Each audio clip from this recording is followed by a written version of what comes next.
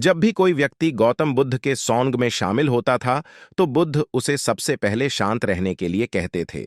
ध्यान की अवस्था में जान से पहले उसे भिक्षु को शांत रहना सिखाया जाता था। आज के दौर में हर तरफ सॉरी शोर है। इसकी वजह से दिमाग में तनाव पैदा होना लाजमी है।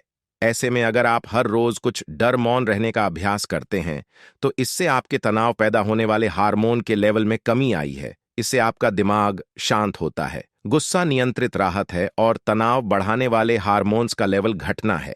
आज के इस वीडियो में हम जानेंगे कि किन मैकोन पर हमें शांत रहना है और किन मैकोन पर हमें बोलना है, और शांत रहने से हमारे अंदर क्या बदलाव आ सकता है।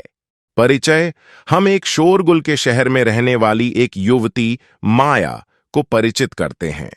माया को एक ऐसा व्यक्ति के रूप में दिखाया जाता है जो लगातार धक्के खा रहा है, तनाव में है और आधुनिक जीवन की मांगों से थक गया है। माया की मुश्किलें। एक सीरीज के माध्यम से हम देखते हैं कि माया कैसे कई जिम्मेदारियों का सामना कर रही है। काम की अंतिम तिथियां, परिवार की जिम्मेदारियां और व्यक्तिगत चुनौतियां। प्रत्येक दृश्य में हम उसके दिनचर्या के ताकतवरीकरण और चिंताओं को देखते हैं। परिवर्तन की बारी। एक खास दिन के बाद माया अपने ब्रेकिंग पॉइंट पर पहुंचती है। वह अपने अपार्टमेंट में अकेली बैठी है, खोई हुई और निराश होकर ये सोचती है कि जीवन में इस संघर्ष के अलावा कुछ है क्या। मार्गदर्शन की तलाश। गौतम बुद्ध के बारे में सुनी गई कहानियों को याद करते हुए माया मार्गदर्शन के लिए निकलती है। वह स्थानीय मंदिर की खोज करती है जहां उसने सुना है कि एक ज्ञानी साधु निवास करता है।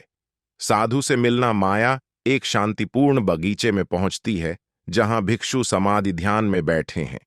वह उसकी ओर धीरे धीरे बढ़ती है। उसे क्या अपेक्षित है यह निश्चित नहीं होता है।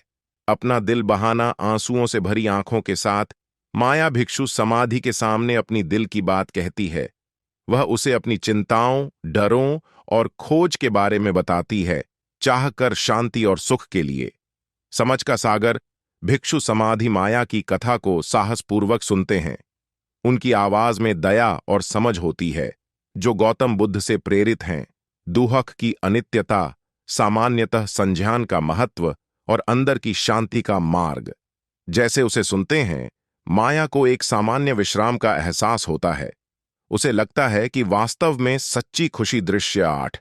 माया का आत्मज्ञान। माया ने साधु के शब्दों को सुनते हुए आत्मशांति का एक अनुभव किया।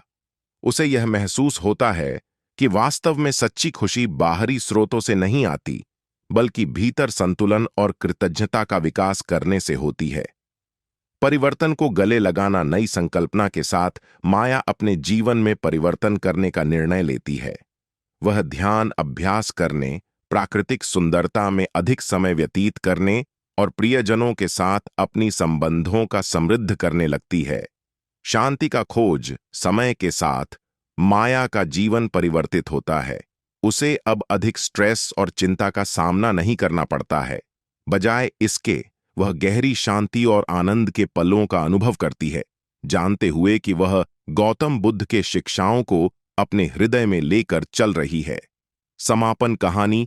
एक शांतिपूर्ण मंदिर के बगीचे में माया के शांत रूप में सुख सुख से बैठी है। दूर की सूर्यास्त के साथ वह भिक्षु समाधि और गौतम बुद्ध को एक चुप धन्यवाद देती है, जिन्होंने उसे आत्म शांति का मार्ग दिखाया। कहानी का समापन।